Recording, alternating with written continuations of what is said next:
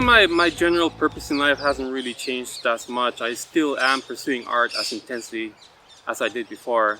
In some ways, a little bit more intensely. So at the time, about 6-7 years ago, I was just about to graduate from UH, and I was really trying to figure out a way where I can have like a sustainable uh, artistic life on a monthly, yearly basis. And I haven't quite figured it out, you said, but I think I'm really close. Back then, I didn't have a family. I have a family now, and I have to support a wife and a child. But I still am very passionate about being an artist. So, so what I'm trying to do now is to create like different artistic avenues where I can create a sustainable life for myself and my family. And I think that's been a really good kick in the butt for getting things done, and to finally try to coalesce my ideas into something. Because I think for the longest time I was always like saying, I need this so that I can have a complete studio, or I would need this, or I would need that, like tools, materials, and knowledge that I've pretty much compiled over the years. But then I think having a family just says, you know what, you have a lot already, more than you know, and then it's just, that's when you just have to decide that it's go time, and just have confidence that I already have quite a lot that I can show. And I think that's where I'm at now. It's just right now, it's just artistically, it's go time. Just get things done and produce, and not second guess yourself so much. And I think that's really yielded good results for me. I think a lot of it is like when when you're an artist and you're critiquing your thought process and what you might show the world. A lot of times you can be overly critical, and artists have a lot of self-doubt. Artists really have to learn how to manage self-doubt, because that can be a very paralyzing thing. So a lot of times people would think that you have to let go of your fear, you have to let go of like your worry, but it's like that never goes away. That's always with you, and that's a part of the tension that comes with being a creative person. So that you always have to deal with emotions and criticism, self-criticism, and criticism from the outside world like that. But you have to manage your doubt and produce, and yeah.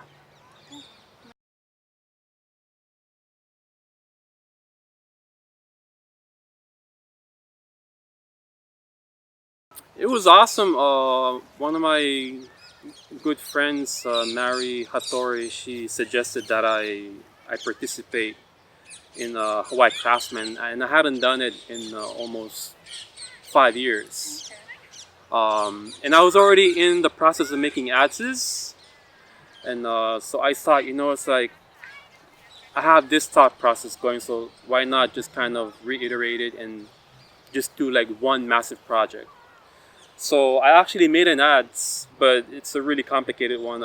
Instead of steel, I actually used stone. So I carved a piece of jade, a large piece of jade that I had at home.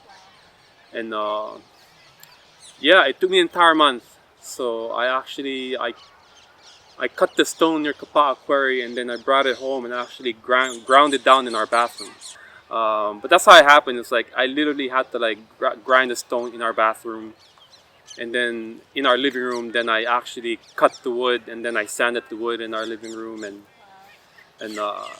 yeah, I did shell inlay, wood burning. It's a whole bunch of techniques, but it's the most intensive ads that I've done so far. But yeah, it was a very wonderful and challenging thing to do, because I really challenged myself to work in different materials and to kind of come up with I really had to make sure that I perfected each part of the process, so that I wanted to excel in dealing with the wood, and then excel with the unusual material in jade, and then with the wood burning and the tying all together. I was literally done 30 minutes before it was due. Oh, seriously? And that's after pushing it an entire month. Wow. But yeah, and I think I'm pretty happy. I think I got awarded for the effort and got some publicity. So I think that's awesome.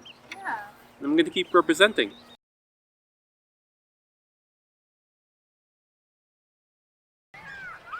Palau still is a really major source of inspiration for me, and it's not just Palau; it's from all over the Pacific. I try to have a philosophy where I incorporate different cultural and artistic ideas from around the world as like a way of really keeping you level-headed about being open to the world and always being constantly excited. And that's it is a way to access and other people's and other cultures' mindsets and concerns and having that reflected in your work. I think that is an artistic development that I'm pretty sure I'll be having for quite a long time. But I think initially I started by just producing things that are very inspired from Palau from top to bottom.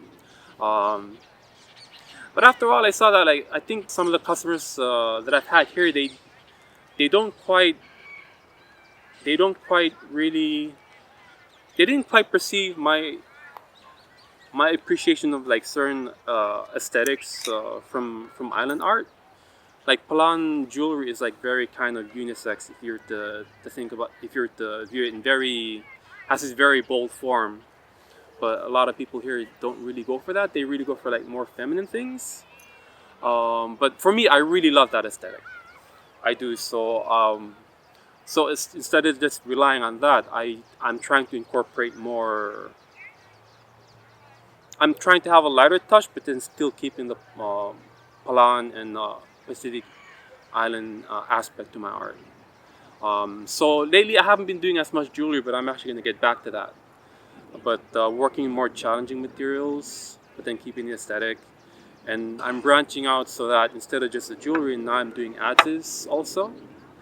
And I'm also going to be carving like large Palan storyboards, which I'm already underway in getting those done.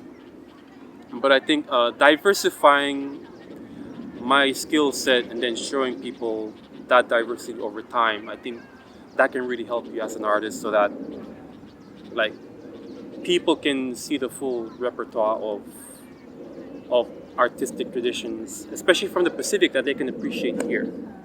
So yeah, currently I'm making like 9 other ads at home, and I'm making like 12 jade hooks, and I'm getting the storyboard ready. It's like so much. It's like I'm trying to deal with it all, but I feel like I have to because that's really how I'm going to hopefully in the future impress the local markets so that they can accept my work and have it propagate here. Yeah.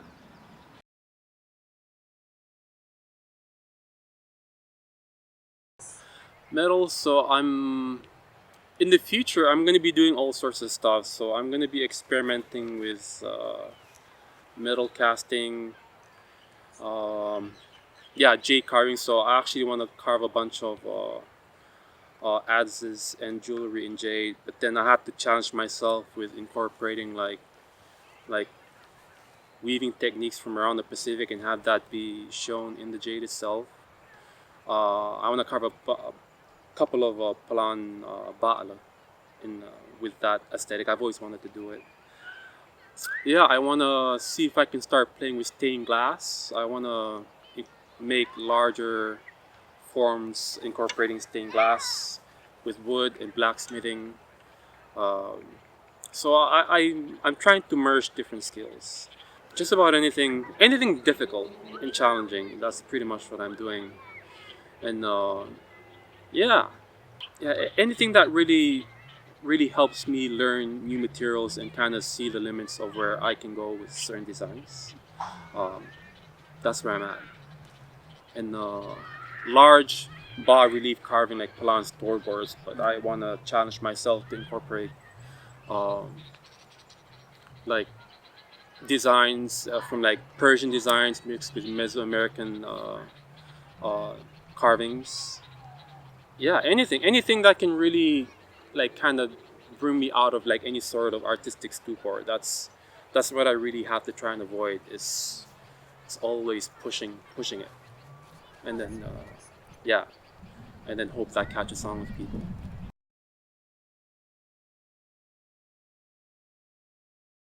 I want to see if I can like challenge myself to like carve things that like you're talking like more than 10 feet long. So like, but then instead of just focusing on something that's horizontal on the wall, like thinking about like a stele where it's like it's a free form storyboard carving but vertical and standing by itself. I'm currently having this idea of mixing blacksmithing with the storyboard carving and then experimenting with doing lighting elements with that. So it's a figural form but with the bas relief carving of storyboard with a lighting element, and that's kind of like see if I can kind of like woo uh, collectors who have a higher price point, who can buy my stuff at a higher price point. Because it's difficult to try and have like a certain set of jewelry ideas and then depending on that every month.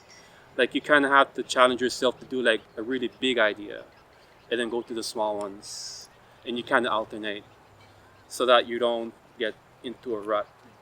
And yeah, I think that's where I'm really am interested is how I can take take things that I've seen in Palau, but then really kind of push them into new boundaries.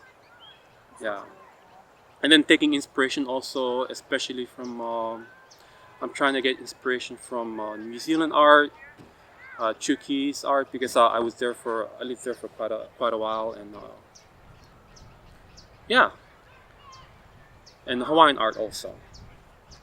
So yeah, the especially the ads that I had over at Hawaii Craftsman, that's kind of a mixture of like Palan, Chuki's, Melanesian, and uh, and Hawaiian designs all put together. Uh, yeah.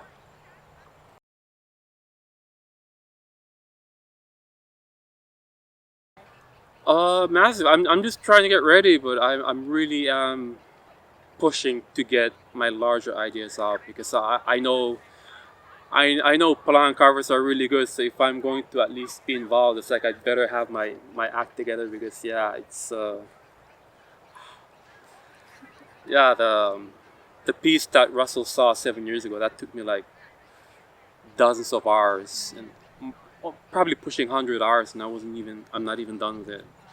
But that's really kind of my aesthetic. It's like my aesthetic is very worked in, where it's like my pieces I always kind of I'm always pushing the design even as I go. I don't stick with one image of it in my head. It's like as I'm living, I'm always getting new inspiration. And I'm trying to figure out how I can push the design as the deadline comes.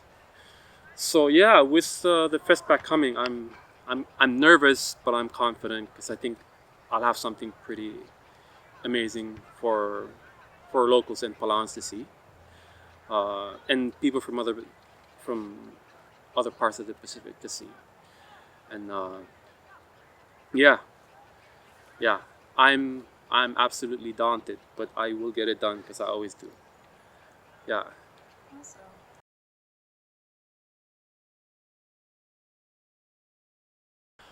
I'm not sure. I'm not sure. I've been talking to people, but I'm not making any solid statements on that. But I just hope that that the quality of my work will convince them that I can be there and I can represent. Awesome. Yeah, yeah. I'm not taking anything for granted. Yeah.